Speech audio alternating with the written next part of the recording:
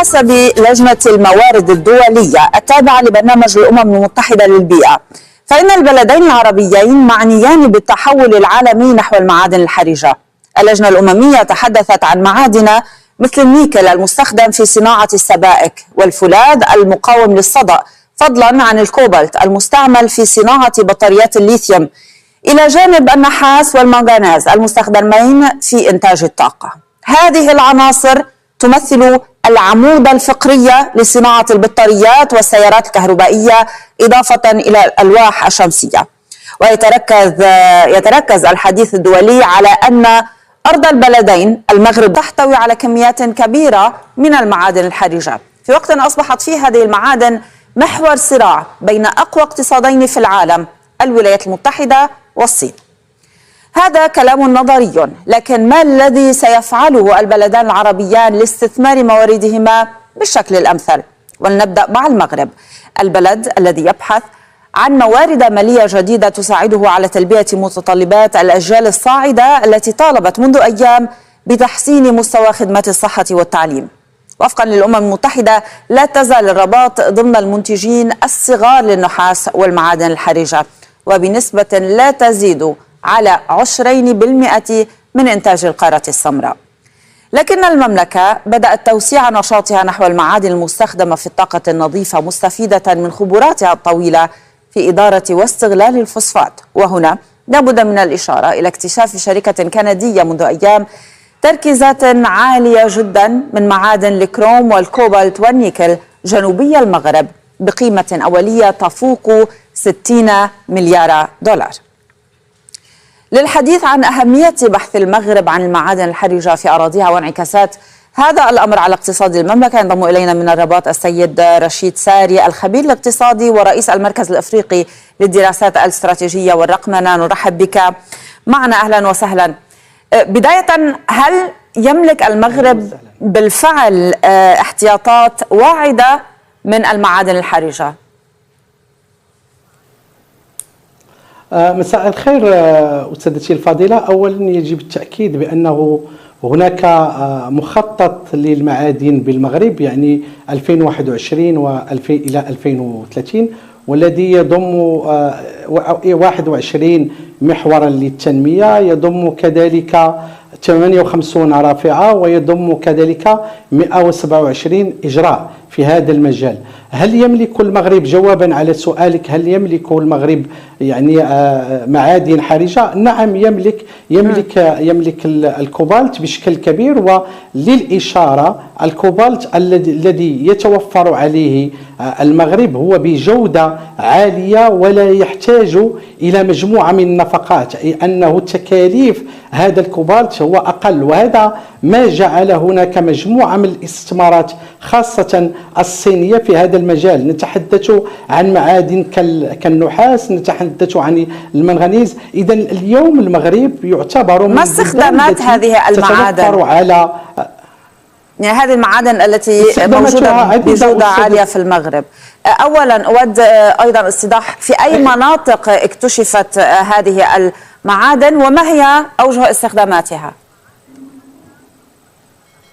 هذه المعادن الأخيرة التي تحدثتم عنها في تقريركم أستاذ وعد هو يتواجد بمنطقة تنغير، وهو بالإشارة يعني هي شركة كندية من يعني اكتشفت الكروم وكذلك الكوبالت. في ماذا يستخدم؟ في مجموعة من يعني مجموعة من الأشياء. أولا اليوم يعني هناك الهواتف التي تحتاج إلى هذا الكوبالت، هناك كذلك مجموعة من السيارات الكهربائية. اليوم نتحدث عن البطاريات. وبالمناسبة المغرب يعني انخرط في مجموعة من المشاريع الاستثمارية خاصة مع الصين بشكل كبير في مجال البطاريات الكهربائية، إضافة إلى أنه اليوم لا ننسى بأنه يعني المغرب انخرط في مجموعة من المشاريع التي يعني تهتم كثيرا بالتنمية المستدامة. نتحدث عن مثلا الطاقة الشمسية نور 2 و3. نتحدث اليوم كذلك على الهيدروجين الأخضر. إذا اليوم هذه الاستعمالات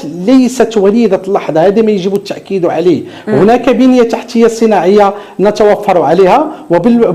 يعني بالمناسبة يجب الحديث عن تقرير مكتب دراسات فريزر الذي أكد بأنه المغرب من بين 20 دولة على المستوى العالمي أكثر استقطابا لمجموعة من الشركات في المجال المعادن. لماذا؟ لأنه أشرتم في بداية تقريركم وهذا جد صحيح بأنه اليوم هناك تنافس كبير بين الصين وكذلك الولايات المتحدة الأمريكية على استقطاب هذه المعادن.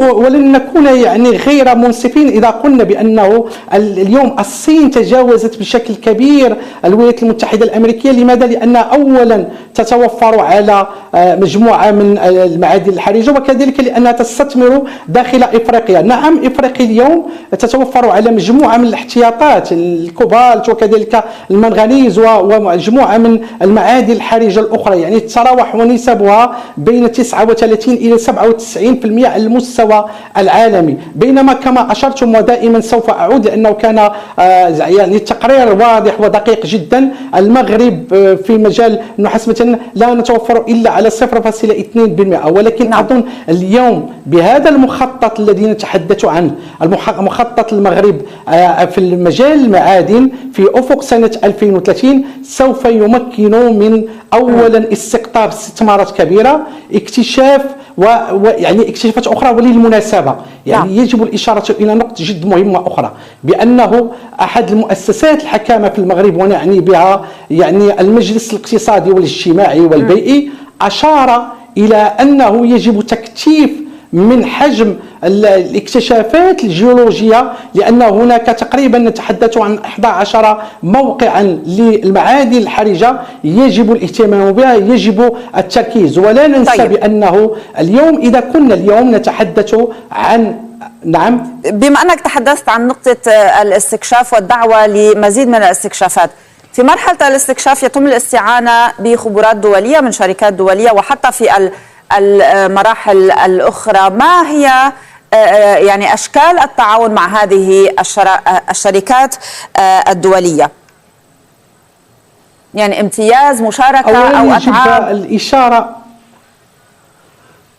لا هناك مشاركة، ويعني للإشارة للتوضيح والسدوات بأننا اليوم نحن نتحدث عن السيادة الطاقية، نتحدث عن السيادة في المجال المعادن. هناك شراكات يعني تعقدها الدولة المغربية مع مجموعة من الشركات الأجنبية، ليس هناك يعني القطاع الخاص هو من يدبر هذه العملية، ولكن هناك شراكات يربطها المغرب. لماذا؟ لأنه اليوم نتحدث عن يعني سيادة كما قلت طاقية، سيادة معدنية، حتى نكون أكثر قوة في التفاوض مع مجموعة من المؤسسات أو الشركات الدولية. هذا هو النهج الذي يعتمده المغرب، وأظن بأنه ما جعلنا نصل إلى هذا المستوى هو التخطيط الاستراتيجي الذي كنا نتحدث عنه. نعم. وللإشارة يعني كان لنا مخطط أول يعني كان بين سنة 2000 يعني ينتهي بين 2021 2025، ولكن اليوم يعني نتحدث كما قلت لك عن المخطط المغربي في المجال المعادن في أفق 2030. ربما يعني بنهاية سنة 2030 سوف ندخل غمار مخططات أخرى الهدف منها هو مواكبة، هذا يجب